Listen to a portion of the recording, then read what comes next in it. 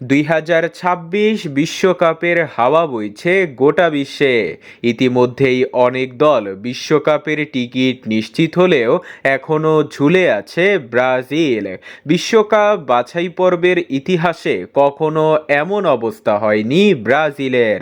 সাবেক coach Dorival এক একটা করে ম্যাচ খেলে তিলে তিলে শেষ করেছে ব্রাজিলকে।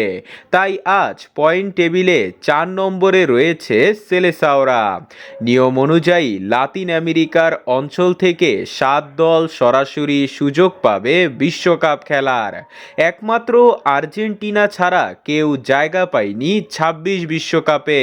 তবে ব্রাজিলের বিশ্বকাপে কোয়ালিফাই করা নিয়ে তেমন কোনো সমস্যা না থাকলেও তাদের হাতে সুযোগ আছে পয়েন্ট টেবিলে 2 নম্বরে যাওয়ার।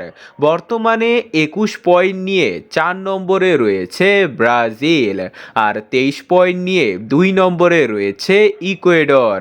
যদি ইকুয়েডরকে ব্রাজিল হারিয়ে দেয় তাহলে 24 পয়েন্ট নিয়ে 2 নম্বরে চলে যাবে সেলেসাওরা।